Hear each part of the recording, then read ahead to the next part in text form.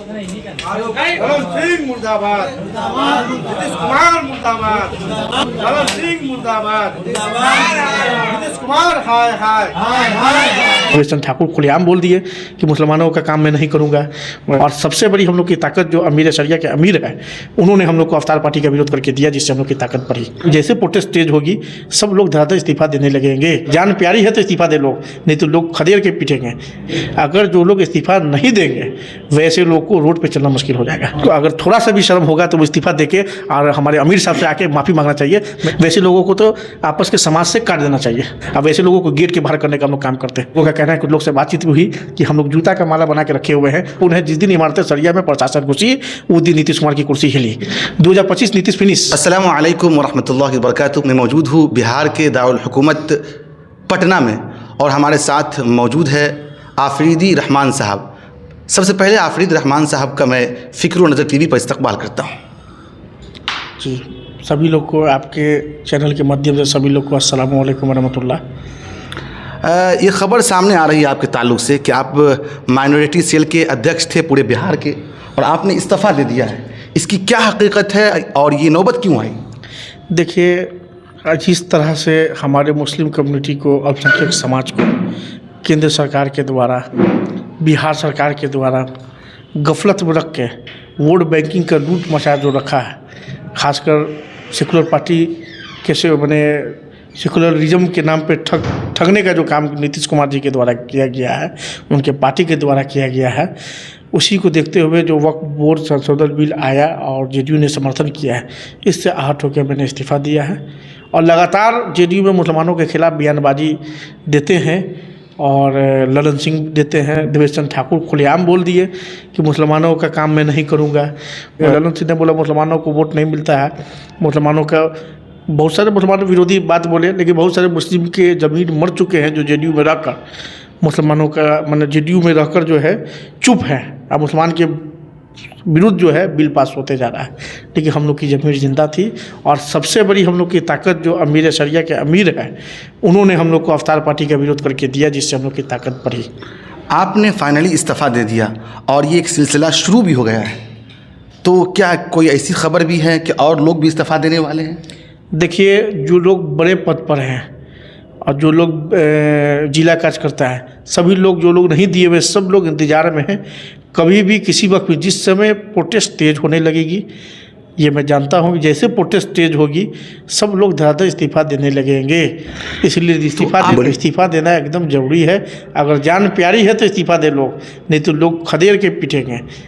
ये हालात है अभी आजकल। आफरीदी साहब, आपने अभी इस्तीफ़ा दिया है। अगर ये इस्तीफ़ा 2 महीना पहले अगर आप लोग देते और ये सिलसिला उसी वक्त शुरू होता, इसका हुकूमत पर क्या और कितना असर पड़ता? देखिए, हम लोग को नीतीश कुमार से बड़ी उम्मीदें थी कि भाई सेकुलर के नेता हैं, ये बिल जेपीसी में गया है, ये समर्थन नहीं करेंगे क्योंकि एनआरसी में उन्होंने समर्थन नहीं किया था। हम लोग को बहुत बड़ी उम्मीद लगे थे। तो आपको और पहले इस्तीफ़ा नहीं देना चाहिए? नहीं, हम लोग को तो पहले ही इस्तीफ़ा दे देना चाहिए, लेकिन हम लोग मैंने गफलत में रह गए कि उनके ऊपर भरोसा में रह गए कि भाई सेकुलर पार्टी है, कहीं ना कहीं कोई ना कोई विरोध करेंगे। हम लोग एक गफलत में रह गए थे, लेकिन देर आए दुरुस्त आए।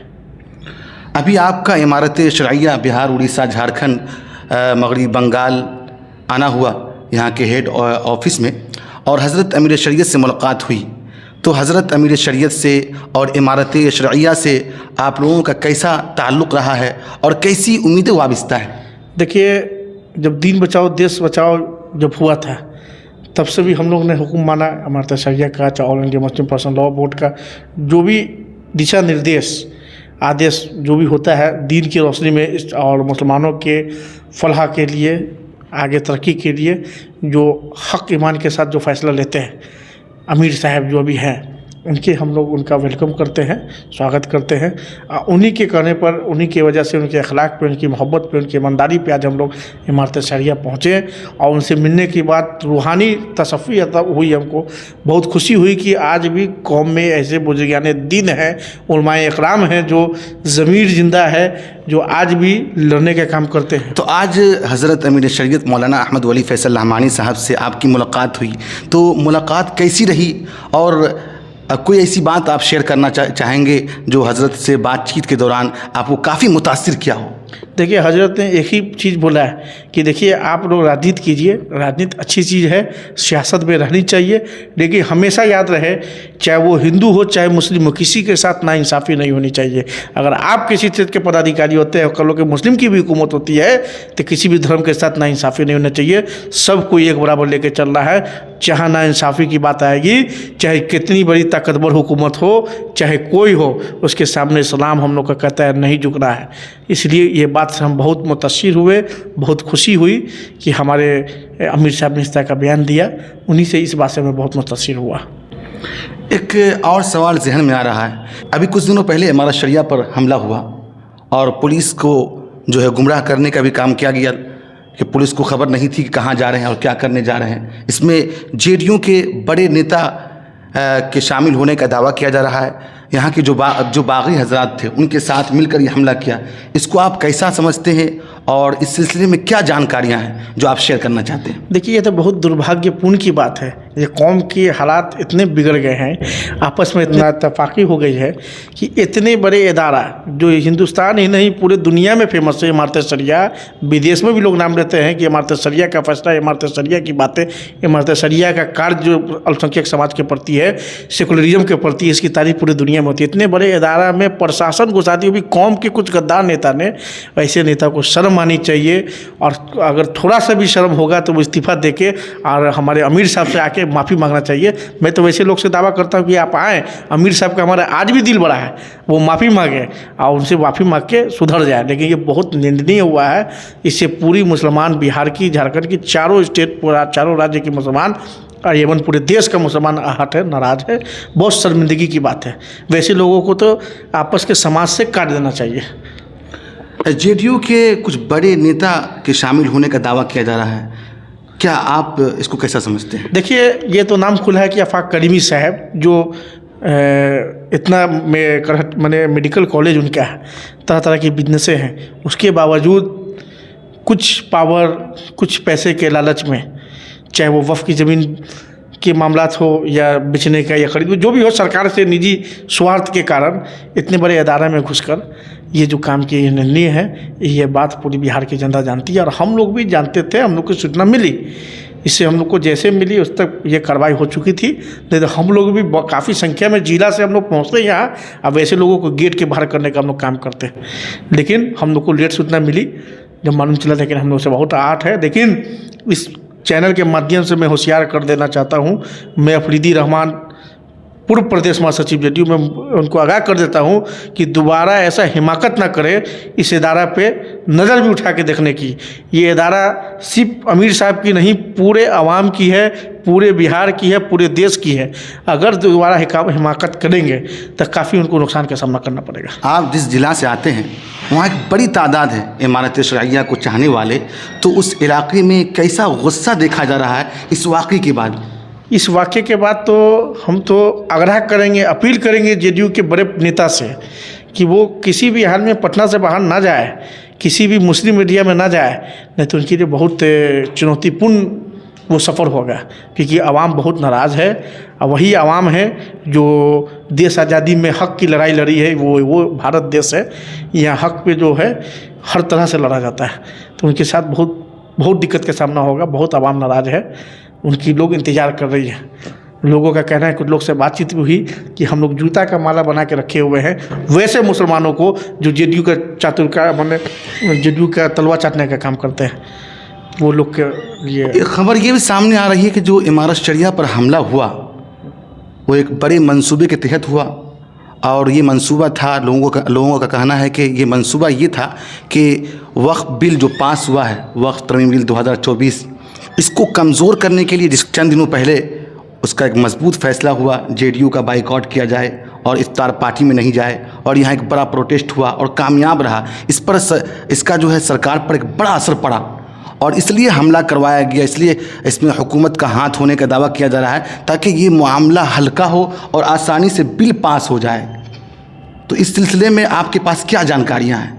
देखिए, हम लोग को जानकारी है, इसमें सच्चाई ये है कि इसमें कोई दो राय नहीं है कि माननीय मुख्यमंत्री नीतीश कुमार, ललन सिंह, संजय सिंह, जो अभी आरएसएस के कट्टर नेता है, सिर्फ सेकुलरिज्म का चोला पहने हुए हैं।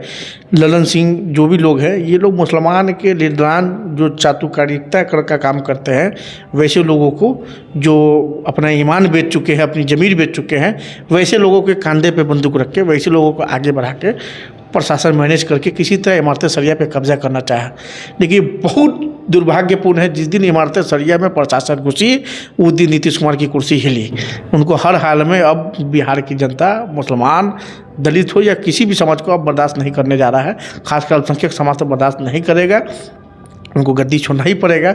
ये बहुत ही गलत और निंदनीय हुआ। हम लोग को पूरी जानकारी है, पूरा जनता जान रही है कि ये सरकार की साजिश है और जो आफाक करीमी है उनकी साजिश है। क्योंकि मैं उनके नाम में साहब नहीं लगाऊंगा, इसलिए लगाऊंगा कि वो बहुत ही अपने इदारे के साथ गद्दारी करने का काम किए हैं। मैं उनसे अभी भी अपील करूंगा आपकी न्यूज़ के माध्यम से कि वो अमीर साहब से आए और माफ़ी मांगे। और इस्लाम हमेशा माफ़ करने वाला ही धर्म रहा है, वो बहुत ही रहम करने वाले हैं। अमीर साहब से आके माफ़ी मांगे, बहुत गलत किए हैं। एक आखिरी सवाल ले लेते हैं, उसके बाद हम लोग अपनी बातों को ख़त्म करेंगे।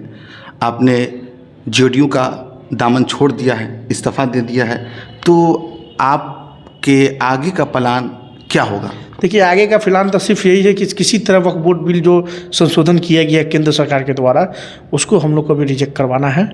ठीक है, जैसे कृषि कानून लागू हुआ था, लोगों ने इतना पुरजोर विरोध किया, पुरजोर विरोध किसान भाइयों ने किया कि सरकार को मजबूर होकर मैंने कृषि बिल वापस लेना पड़ा। उसी तरह हम लोग इतना पुरजोर विरोध करेंगे, माने अमीर साहब जो इमारत सरिया के अमीर हैं, उनके नेतृत्व में हम लोग करेंगे, इन्हीं के गाइडलाइन में करेंगे। उसी गाइडलाइन के लिए आज हम लोग आए हैं, उनसे मुलाकात हुई है। उन्होंने कुछ दिशा निर्देश भी दिया है कि कैसे कैसे कानून के दायरे में, नियम कानून के साथ, लिखित आदेश के साथ, जो हमारा संविधान के तहत आप लोग को प्रोटेस्ट करना है, अपनी बातों को मजबूती से रखना। हम लोग सरकार से मनवाएंगे, चाहे इसके लिए जितनी प्रोटेस्ट करनी पड़ी, ताउम्र करना पड़ेगा, ताउम्र करेंगे, अनशन करना पड़ेगा, अनशन करेंगे, लेकिन सरकार से बिल वापस लेके ही दम लेंगे।